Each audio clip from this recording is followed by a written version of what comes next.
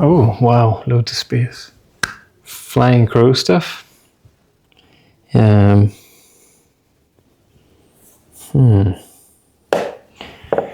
Flying crow stuff. I think one of the main things in this one is getting used to holding yourself in the bent arm position with a little bit more weight leaning forwards than you normally apply whenever you're in your normal crow. We're still thinking about finding balance, as in stacking like the center of mass above the wrists. So if I shift into my normal crow, leaning forwards, looking forwards, and then at this point, usually when it's elbows over wrists, it starts to feel light, and then I can sort of play with the feet, but active legs will lift up, and then I can cement in that position. If I go and play it back, hopefully it looks like the hips are kind of right above the elbows, right above the wrists. So that's probably the most efficient place to be in. Lifting the leg is a little bit challenging sometimes, especially if you're used to really coming into a flex position in your crow or a protracted position, which is perfectly normal because you'll find the most availability, I think, for your bent arm strength. There are a couple of exercises for this that just kind of, I guess, prepare you for lifting that back leg up. And I just need to make sure that I'll actually be seen here. But we're going to come into this kneeling position. Draw a knee into the chest and drop your head down.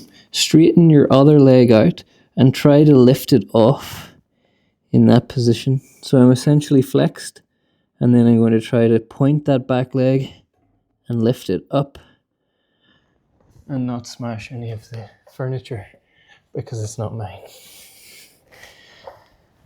And then there are a number of ways to apply or remove all of those things together. One thing that I like to do is trying to step back. You might have tried this before, but as I shift forwards to the crow, finding my balance point, I will lean a little bit more into one side than the other. So in this case, the one closest to the camera, getting more weight and trying to step back and out. Not necessarily worrying about the leg going high, but stepping back. Going back to this leg lift idea or exercise. Coming into this position, rounded and flexed, forehead on the floor. Try again just to lift up as high as possible.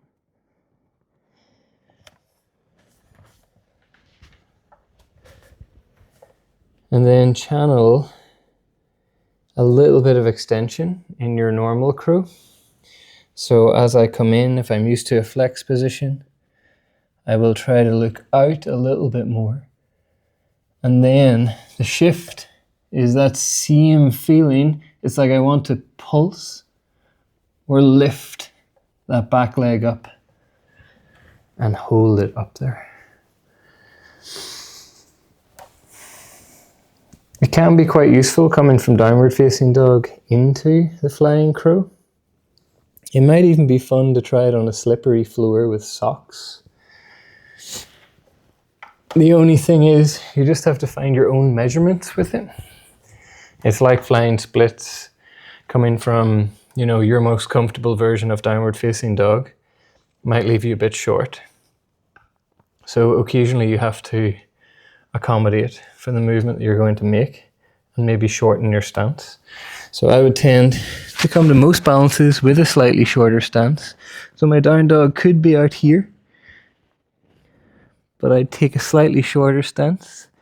I'm going to walk in, knee to tricep, bending like in my crow, maybe sliding backwards and forth, or sliding until I feel a little bit of lightness, and then coming back. You could probably hear the effort as well.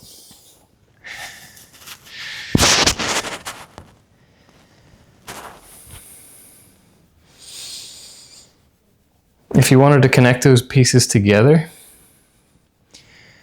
I think kind of going with the flow, with the momentum, even though it's not that much, it's almost like a pull of body parts together, can be quite helpful.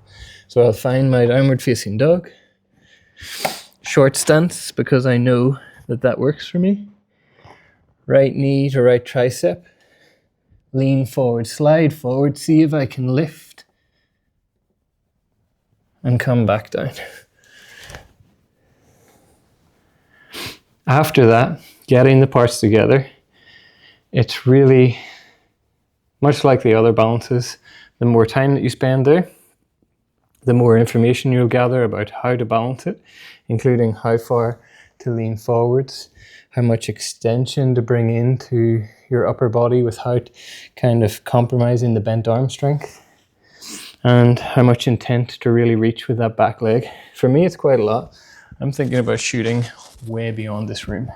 So downward facing dog, stepping in, leaning so far my foot almost slides, lifting up. Both legs are active, pushing into the floor as if I'm going to lift off, and then slowly lower.